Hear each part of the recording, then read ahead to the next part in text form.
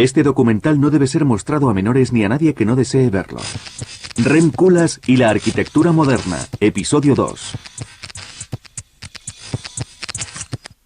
Casa da Música. No solo construimos un edificio público, sino un edificio para el público.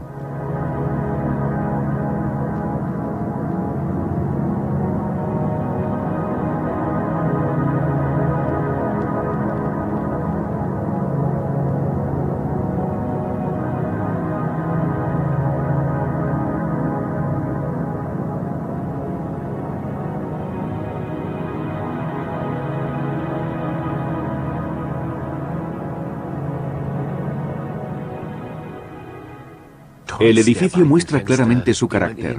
Los enormes ventanales provocan una sensación de frío, sin arcos ni curvas. Parece una enorme nave espacial que hubiera aterrizado en medio de la ciudad.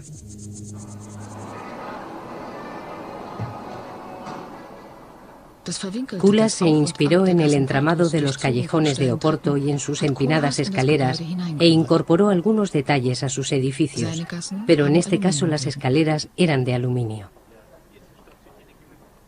Las fachadas de las casas y de las iglesias mostraban llamativos colores, y los patios de los restaurantes se diseñaban en un elegante blanco y negro. En la sala más exclusiva reina la nostalgia. We are living in a kind of very strange condition where sometimes we do very rational forms of architecture that are kind of really completely argued on a rational level. Where we have a lot of negotiation with clients or with boards, and where we have to explain every step. Of course, the amazing part of working on a competition is that you can show in one go kind of something that you consider your last word, and that the clients then have to take or leave. But once they take it, it gives you a much greater influence on how and much earlier influence on how the kind of building can initially look. Ahora deseo mostrarles algunos casos de contextos y diseños insólitos que pueden motivarnos e inspirarnos en arquitectura. Por ejemplo, nuestro estudio no podría construir un edificio como este, porque pertenece a un segmento del espectro arquitectónico reclamado por otros. Los que se dedican a este tipo de diseños hacen su trabajo mejor de lo que lo haríamos nosotros. En este sentido, y desde nuestra posición, debemos tener mucho cuidado con los proyectos que elegimos. Solo si nos respetamos unos a otros, nuestra libertad será completa. Los elementos externos, como esos túneles, nunca me parecieron apropiados. El diseño era antiestético. Esta fue la primera presentación que se le mostró al cliente. Se trataba de ganar espacio. Y con ese objetivo, retiramos mucho volumen para ampliar el salón. El patio, el espacio de él y el de ella. Y para el de ambos. Este fue el resultado. El método tiene gran interés a la hora de distribuir el espacio porque nos permite cambiar la geometría. Podemos producir transparencias y perspectivas en todo el edificio. Este edificio fue un proyecto basado en una caja de zapatos. Para definirlo de un modo gráfico, yo diría que nos fijamos en lo que sería el negativo de la caja y tratamos de llenar ese espacio. Perforamos una especie de túnel en su volumen. Fue una idea innovadora. Al mismo tiempo, creamos una caja de zapatos y algo que no era una caja de zapatos, pero con la acústica adecuada. Era fascinante. La gran sala de conciertos fue excavada en el edificio, y en la zona donde se encontraba la sala pequeña, creamos un volumen mayor que conectaba con el exterior. El edificio se transformó completamente. Ahora vamos a repasar las etapas que atravesamos antes de completar la transformación. Todo encajaba perfectamente. Decidimos situar aquí la sala principal y aquí la más pequeña. Y sobró espacio en el edificio para excavar otros habitáculos importantes. Y también hay una zona dedicada a la cibermúsica. Por supuesto, no podíamos olvidar la entrada, una estancia para músicos jóvenes y otros departamentos que podrían ser utilizados para los ensayos.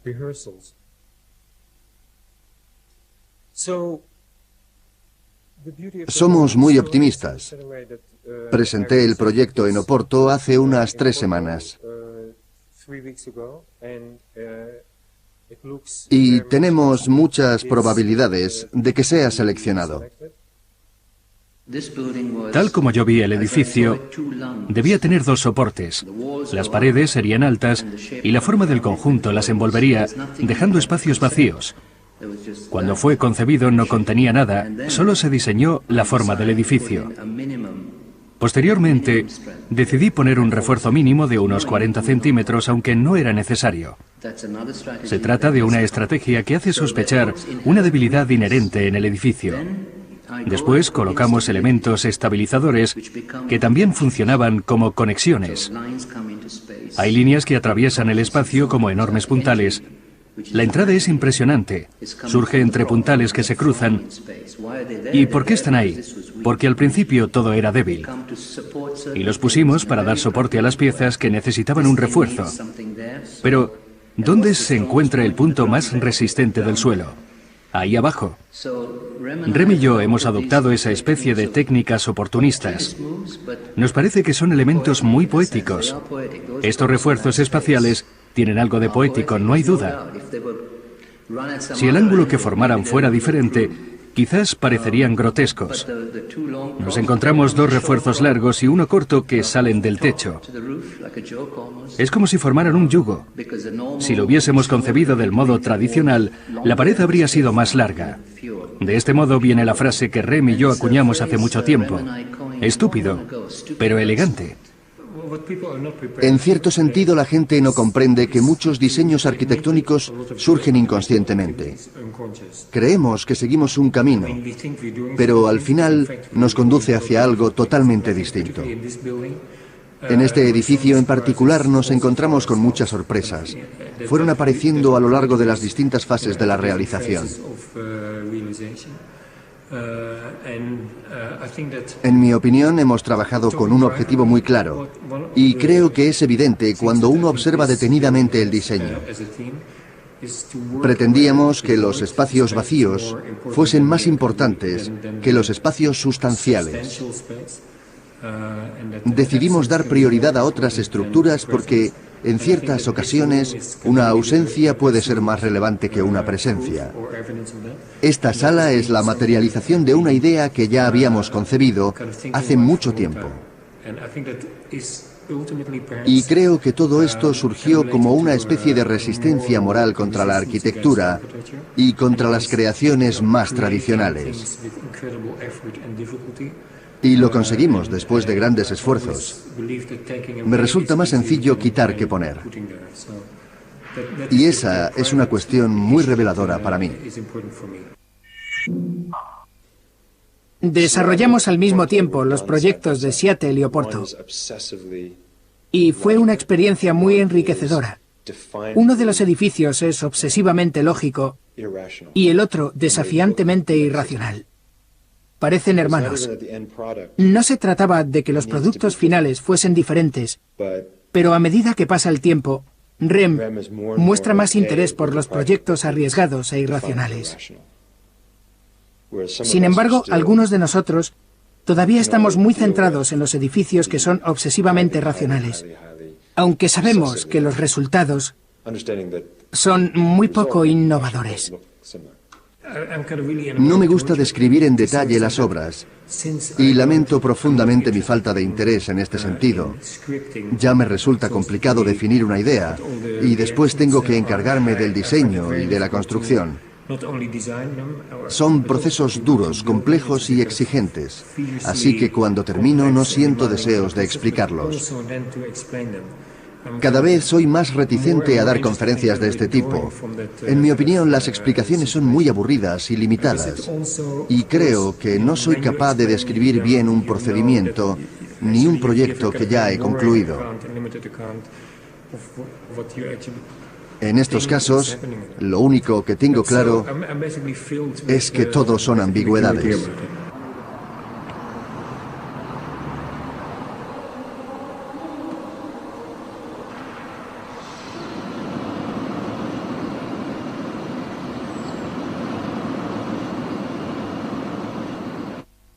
La fórmula de Kulas.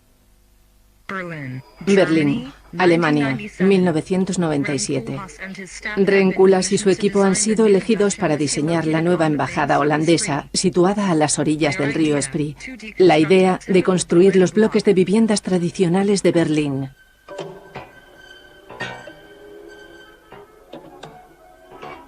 El resultado, una combinación independiente de diversas estructuras.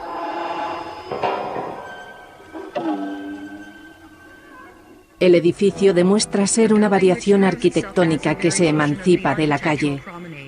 Las cavidades parecen haber sido excavadas en el volumen de un cubo y forman una trayectoria zigzagueante. Se trata de una fantasía espacial que se desenvuelve dentro de un espacio cúbico, y este se retuerce sobre sí mismo, creando un caos controlado. Hay que entender que Koolhaas es un arquitecto que trabaja basándose en contradicciones. No es posible definirle con una sola frase.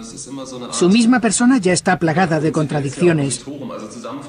Una prueba es que siempre trata de conciliar los espacios abiertos y cerrados.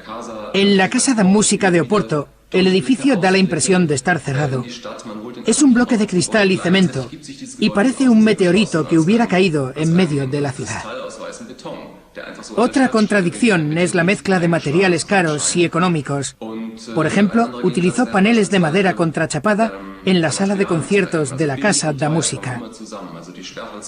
Y al mismo tiempo, embelleció las paredes con pan de oro. En principio, uno cree que el efecto será absurdo. Junta materiales baratos con otros muy caros. Cuando creamos juntos, siempre aparece algo de tensión y un rechazo automático hacia ciertas ideas. Rem tiene ese concepto holandés de la estética radical y muy duro, y a veces muestra un rechazo casi calvinista. Pero también tiene otro lado mucho más flexible, que aparece en determinadas ocasiones, y lo podemos comprobar en este edificio y en los que desprenden una energía tan sensual. Koolhaas muestra una sensualidad muy acusada hacia las materialidades y las texturas. Yo rechazo el modernismo en su conjunto, así como las formas simples fuseladas, en forma de caja o de máquina. No me gustan las tendencias del final del modernismo. Rem trabaja según la tradición modernista, aunque no emplea los materiales de la misma forma, y por eso me gusta su arte.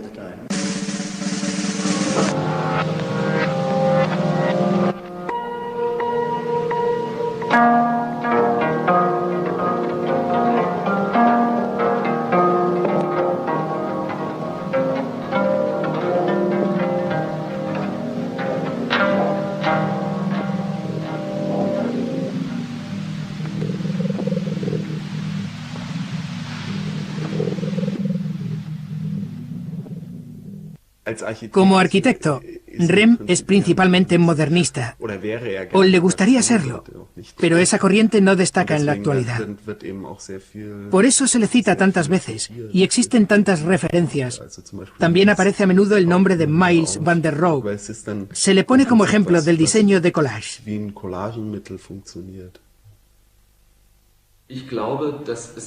Rem tiene influencias del teatro y principalmente del cine. Fijémonos, por ejemplo, en la embajada holandesa de Berlín. Hay un pasillo, en forma de gusano o de serpiente, que conecta todo el edificio, y aparecen varias estructuras espaciales de naturaleza expresionista. Es como el proceso de una película. Acción, corten, acción, corten. Todos sus edificios tienen esa particularidad. También la Casa da Música de Oporto, donde uno tiene la sensación de entrar en una nave espacial. Para acceder al interior, hay que subir por un complejo laberinto de escaleras. Y de repente, aparece la caja de zapatos de la sala de conciertos. Su arquitectura es más bien extraña. Hay diseños tan singulares que desembocan en momentos de suspense e irritación. Tienes la impresión de que el suelo desaparece bajo tus pies y sientes que flotas. Un crítico escribió: "Te sorprende salir sin heridas de un edificio de Koolhaas". Sí, esa es una de las características de sus edificios.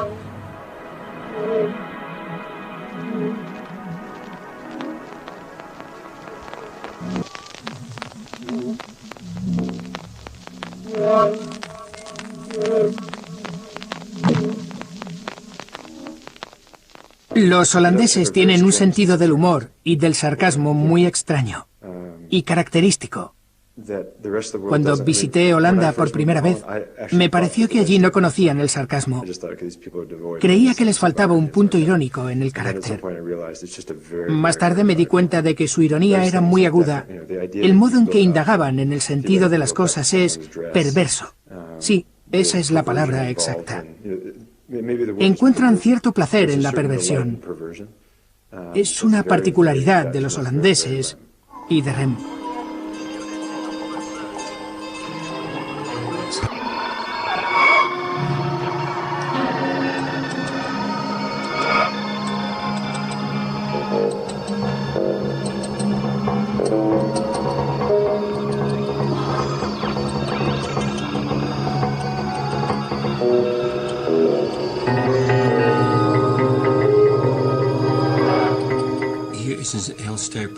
Desde esta perspectiva se parece a las construcciones de los nazis. Se pierde el sentido del volumen.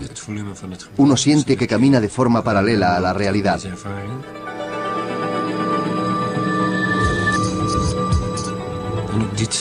Desde aquí se atraviesa todo el edificio pasando por una cascada de escaleras. Las escaleras son uno de los elementos básicos. A un lado encontramos el río Spree y al otro la torre de la Alexanderplatz.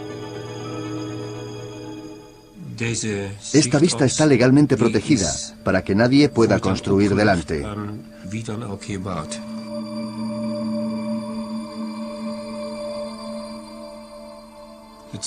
El recorrido ha sido diseñado específicamente. Mi idea era muy clara en este caso. Pretendía que no solo el ambiente, sino el momento utópico del comunismo entrasen a formar parte de la experiencia.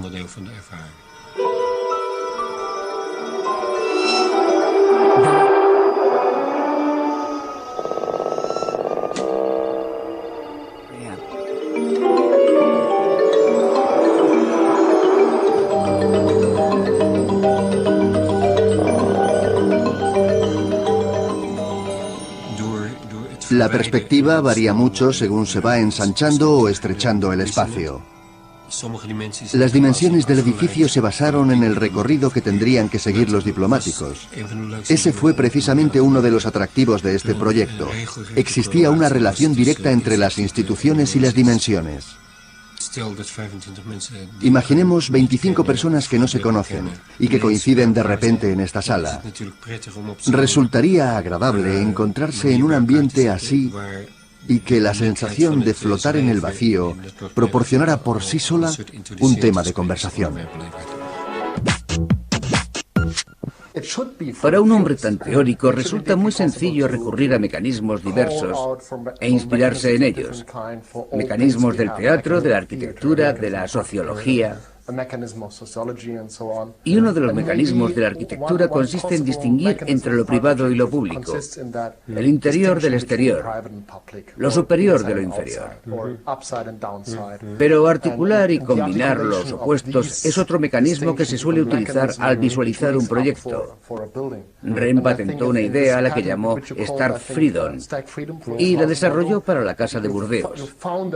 Encontró el modo de trabajar sobre una casa tradicional,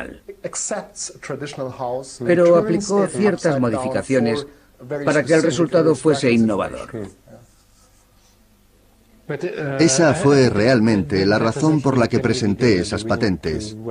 Se trata de mecanismos, de trucos. En ese sentido, yo también lo veo así. ¿Pero no has tratado de ceñirte a algún mecanismo elemental en arquitectura? Te pregunto esto porque no conozco a ningún arquitecto que haya sabido responder a esta cuestión. Ni siquiera saben definir esos mecanismos. Es una pregunta absurda que se hacen los teóricos. Bueno, siento cierta nostalgia por esas preguntas. Y esa es una de las razones por las que no dejo de preocuparme por Mies van der Rohe. ¿Cómo puede haber alguien que siempre tiene la misma respuesta para todo? Yo no me considero capaz de eso. La constante de Ludwig Mies van der Rohe es la caja de cristal, acero y ángulos rectos. Todo lo que caía en sus manos salía en forma de caja. Frank Lloyd Wright deconstruyó la caja, apretando los bordes hacia el interior, y liberó las paredes que soportaban el techo para ganar más profundidad.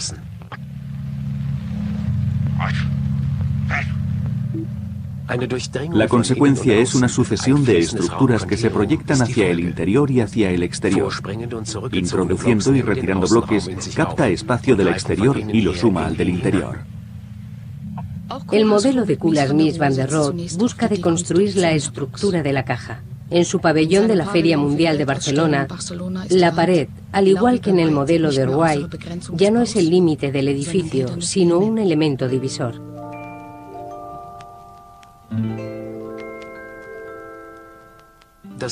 El interior de los pabellones se convierte en un patio dividido por paredes de ónice y cristal verde.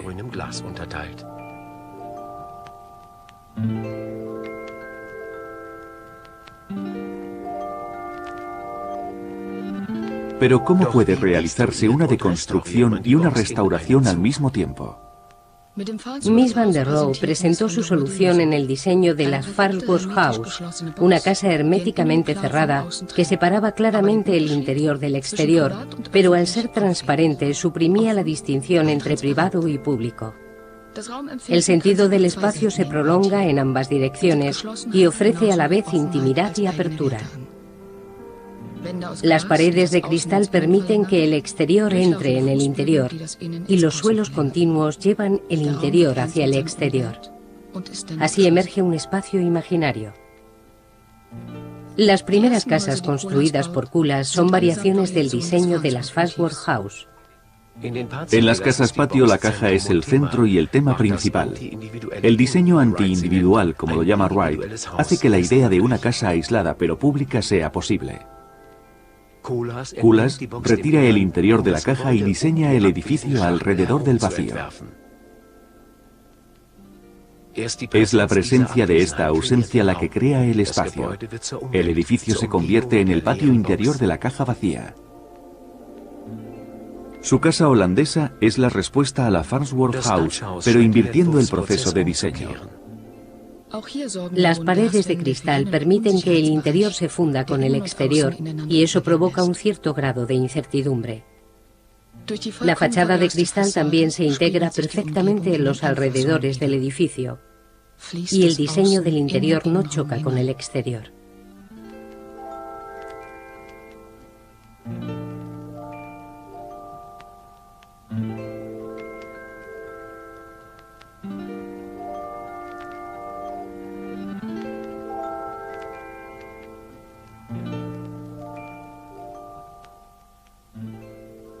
Pero aunque se trata de una experiencia fascinante, las paredes de cristal no protegen contra las miradas de los vecinos. Vivir aquí es vivir en público. Coolars reacciona. En el centro de su caja instala un núcleo cerrado y crea una caja dentro de la caja. Después hay dos cajas más, el dormitorio y el baño. Y de nuevo un espacio exterior en el interior, el patio. Un puente levadizo cierra la única entrada y muestra claramente la idea que Coolars pretende desarrollar, una conexión dentro de una casa abierta.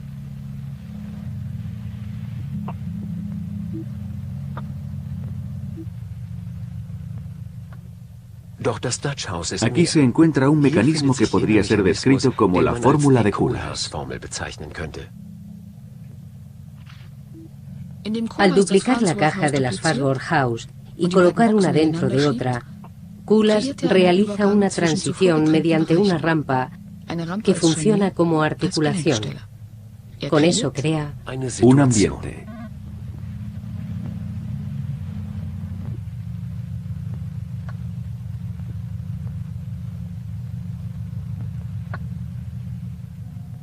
En la Villa d'Alava, Coolars probó una versión vertical. En lugar de colocar una caja dentro de la otra, la situó encima. De ese modo, pretendía multiplicar el espacio y la comunicación entre las cajas. Cuanto más grande fuese el edificio, más posibilidades existían de conectar espacios tradicionalmente separados. cortando y plegando los suelos. El suelo es siempre importante, y este se pliega sobre sí mismo. De este modo, trata de establecer conexiones entre los distintos ambientes, o también entre ambas cajas.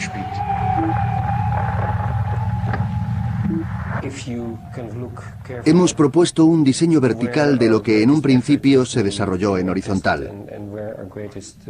Si se fijan detenidamente, ahí es donde hemos realizado el mayor esfuerzo y donde se encuentra nuestra aportación más original. Los diseños de Coolars no pueden entenderse sin analizar las secciones transversales. La caja debe observarse desde todos los ángulos. Por dentro, el espacio prevalece. Por fuera, la forma es la prioridad. En el interior, un laberinto representa la incertidumbre programada dentro de una certidumbre arquitectónica. En el exterior, las formas son muy claras, casi bruscas. Es el resultado de la oposición entre la envoltura y el contenido. Con esta propuesta, Coolars retorna a un antiguo y olvidado motivo: las iglesias del estilo gótico, que ofrecen esa contradicción entre el interior y el exterior.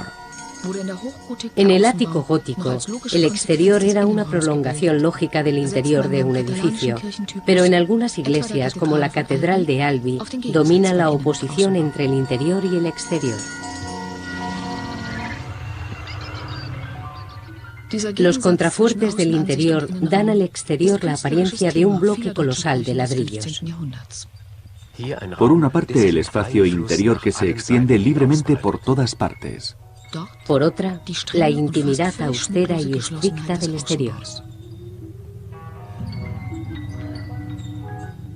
Por una parte, el moderado romanticismo del interior. Por la otra, la claridad frugal del exterior.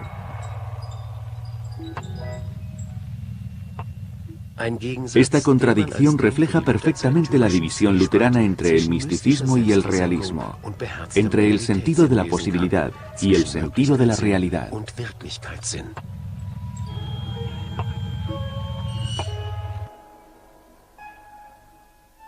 Coolars quiere reforzar esta conexión más allá del punto de ruptura. En el interior percibimos una vida rica y muchas facetas repartidas en distintos detalles que no tienen conexión entre sí. En el exterior destaca la clara envoltura, diferente y autónoma del edificio. Coolars busca grandes bloques que después integra en el paisaje. En cajas. O bien las clava en la tierra, o las deja volar. Rem no solo se preocupa de la forma del edificio, sino también de las posibilidades que ofrece. Estudia la manera de manipular los contornos y de modificar los espacios. Empieza desde un lugar en concreto y después se va extendiendo por todas partes. Le interesa mucho la envoltura, pero nunca descuida la organización interior, y trata este espacio como una entidad aislada. De modo que el diseño de las estructuras dentro del edificio no está necesariamente definido y articulado por la envoltura. Hay muchas formas de abordar nuestro trabajo, y sabemos que en realidad la idea de la que partimos es solamente eso, una idea. Después evoluciona de manera imprevisible, y además existen métodos para que la estructura de los edificios sea ambigua e indeterminada, aunque en cierto modo su identidad y su esencia siempre son reconocibles. Empezamos casi todos los proyectos con la certeza de que el resultado es incierto.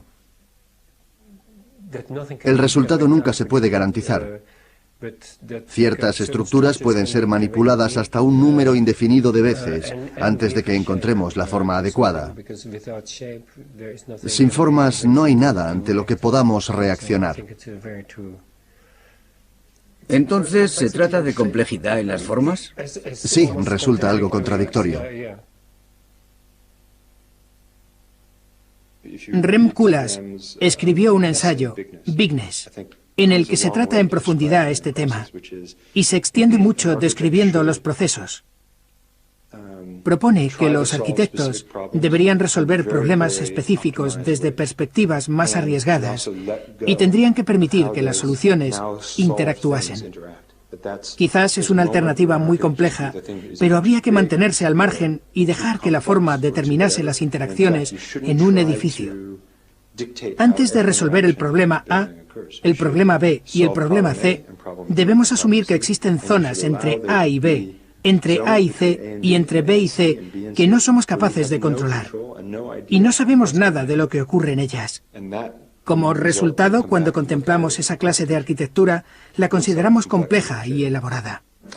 Considero la biblioteca de Seattle y la Casa da Música como el resultado final de una progresión de 18 años. El siguiente objetivo es el edificio de oficinas de la televisión china. La sede es la CCTV, ubicada en Pekín. CCTV.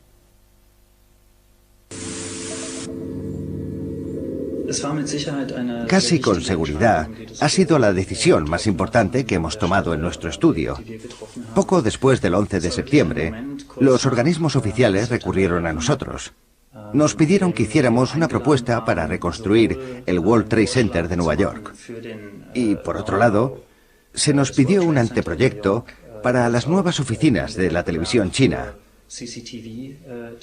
Iban a crear un nuevo canal de televisión en Pekín para retransmitir las Olimpiadas de 2008.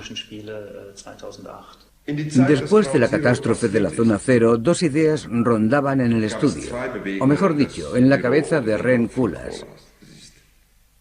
Se sentía defraudado, estaba molesto por el tratamiento recibido en Estados Unidos, y no parecía que hubiera ningún trabajo a la vista. No salió el proyecto de Whitney, ni tampoco el del hotel para Ian S. Reader. Tampoco fuimos seleccionados por el Museo LACMA. Rem había puesto sus miras en Estados Unidos, pero no había conseguido nada. Rem escribió algunos artículos expresando su decepción con Estados Unidos, y eso nos puso las cosas aún más difíciles en ese país. Ya no se trataba de ningún rumor. El cliente llamó directamente al estudio y nos dijo: ¿qué significa ese artículo sobre nosotros en la 7ª página del New York Times? Rem consideraba que Asia y China eran mucho más importantes. Ya había trabajado para las aerolíneas Shenzhen y los cambios en el país le habían sorprendido mucho. Allí se podía trabajar más rápido y con más flexibilidad que en cualquier otra parte del mundo. Eso era lo que más le atraía de China. Desde el cruce de Siden hasta el primer edificio, las construcciones típicas del centro de Pekín son las más comunes. Llegan a los alrededores de Binong. El cruce de Siden fue añadido entre la avenida de Tiananmen de 100 metros de ancho y la calle Siden de 70 metros. Ha representado un nuevo aporte a la arquitectura moderna. Su belleza se complementa con la modesta fachada de cristal. La situación cultural de Pekín es muy diferente a la de Nueva York. Y también las costumbres y el ritmo de vida son muy distintos. En términos arquitectónicos, cambiar de entorno es enriquecedor. Y eso supone una ventaja para Rem. Es un buen momento para captar los cambios. Creo que Rem ha tenido muy buena suerte. Estuvo en Pekín en el momento adecuado. Llegó en un momento en el que sus ideas podían dar lugar a grandes cambios. Rem Koolhaas construyó un rascacielos para un canal de la televisión china, pero no propuso nada para la Zona Cero.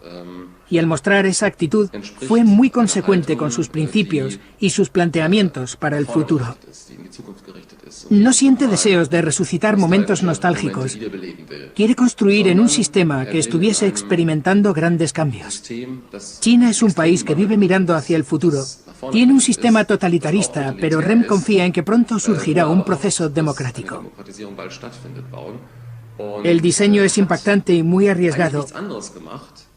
Lo que ha hecho es doblar las Torres Gemelas y crear una O inmensa. Es toda una declaración, no solo porque parece un arco del triunfo, sino porque también se trata de la última reacción al 11 de septiembre. Sería el primer rascacielos que construyésemos. Y reflejamos en el diseño todas las ideas de Delirio de Nueva York. Si nos fijamos en el trabajo de Oma y de Renck, vemos que solo habían construido edificios horizontales. Por esa razón, consideramos que se trataba de una oportunidad única. No podíamos desaprovecharla. De repente se nos presentaba la ocasión de construir un rascacielos.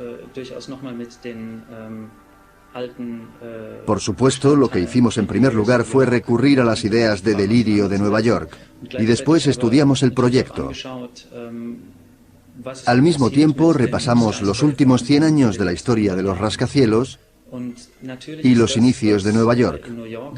Su altísima densidad de población y su gran variedad de construcciones han condicionado las costumbres de sus habitantes y, por supuesto, el ritmo de vida en el centro de Manhattan.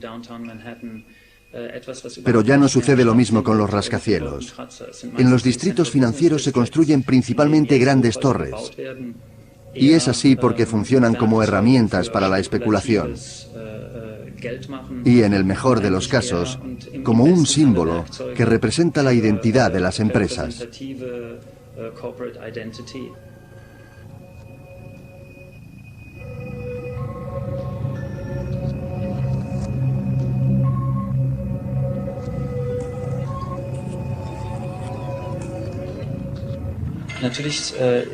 Por supuesto, la meta es construir el edificio de apartamentos más alto del mundo. Pero esa es una carrera en la que solo se puede perder. Incluso aunque ganáramos, alguien construiría enseguida otro edificio más alto. Por eso tratamos de plantearnos otros objetivos. El valor de un rascacielos no puede estar determinado únicamente por su altura. Si los arquitectos solo hubiesen prestado atención a su orientación vertical, no ofrecerían nada a la ciudad. Rem y yo llevábamos 10 años planteándonos la idea de construir rascacielos. Habíamos hecho unos 7 años antes para un cliente coreano, pero normalmente nos centrábamos en otros proyectos. El rascacielos que diseñamos iba a ser el más estrecho del mundo y tenía cerca de 400 metros de altura. Un diseño estúpido, pero elegante. Pero ¿cómo podríamos alcanzar tanta altura? Bueno, decidimos colocar otro edificio a su lado.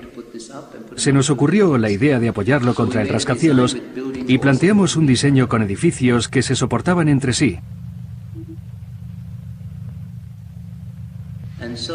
Respecto al diseño del rascacielos para la CCTV, recuerdo que ya estaba todo decidido cuando Rem me telefoneó y me dijo: estoy pensando en introducir un lazo.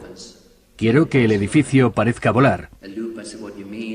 Le pregunté a Rem qué quería transmitir exactamente con esa idea. Entonces recordé los bocetos del proyecto coreano. Uno de los edificios formaba una especie de collar. Habíamos dispuesto un collar en el espacio y a través de él pasaba el edificio de 400 metros de altura. Su anchura era de 20 metros solamente y el collar funcionaba como un arnés. Cuando el viento sacudía el edificio, este golpeaba el collar y la carga se transmitía a los otros dos edificios. Fue una innovación que rompía con la tipología de los rascacielos. Si ahora observamos los edificios de la CCTV y nos fijamos en el lazo, vemos que es lo que más resalta del edificio central. Supongo que por eso surgió la idea y Rem le dio prioridad. Al analizar su forma, nos damos cuenta de que el collar y el lazo son estructuras muy similares. La CCTV lucía un extraordinario lazo colgado en el espacio. Y aunque parecía desestabilizar el edificio, este se sostenía precisamente gracias a ese diseño. Desde cierta perspectiva, parece un sencillo bastidor, pero si lo observamos desde otro ángulo, da la sensación de que flota en el aire. La presencia del lazo nos permitió construir 10 pisos más. El edificio se alza más de 230 metros por este lado y lo mismo por el otro.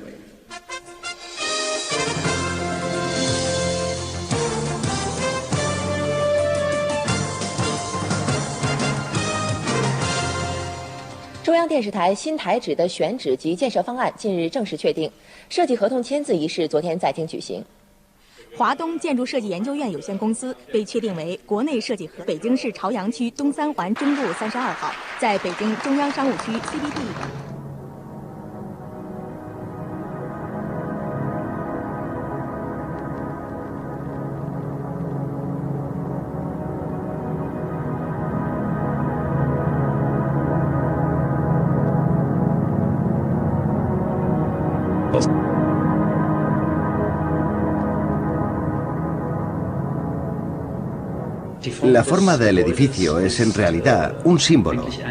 Representa la compleja estructura de la televisión. Es un lazo cerrado en el espacio. Una fusión circular de todos los procesos que intervienen en el funcionamiento de un canal.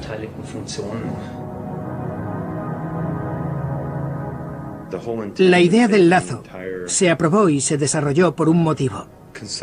Es un elemento que sustenta el edificio principal, pero sobre todo simboliza una forma de control y también la pérdida de control. Y esas situaciones se suceden continuamente. Siempre habrá golpes de suerte, nuevas oportunidades y momentos de descontrol. Y es mucho más significativo que eso ocurra en Pekín, en Shanghái o en otras ciudades de China.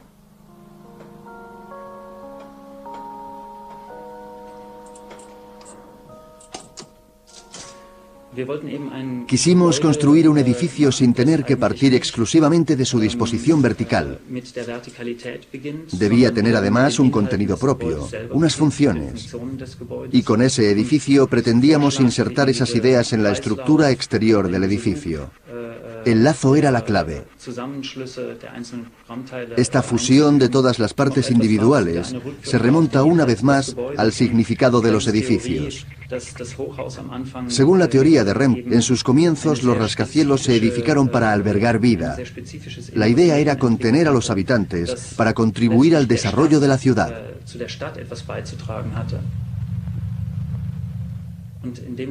Yo creo que en este sentido nuestro edificio combina las teorías del nuevo urbanismo y las del antiguo.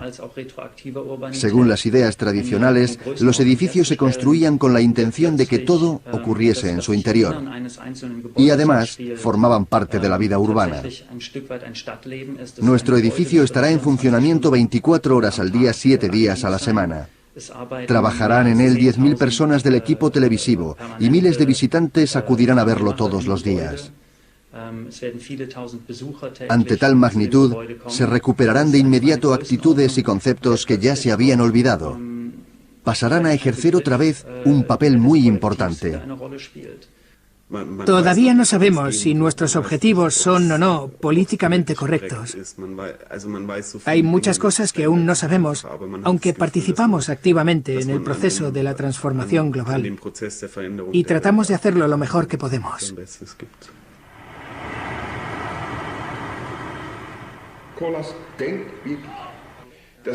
Kulas cree firmemente que puede contribuir a la expansión de la televisión china de un modo u otro, pero no pierde la perspectiva.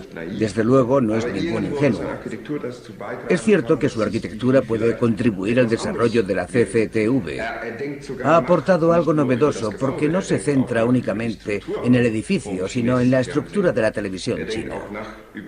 Por otro lado, Ren Kulas piensa también en el futuro y no ha olvidado la urbanización de la televisión digital. Es un idealista, pero no un ingenuo.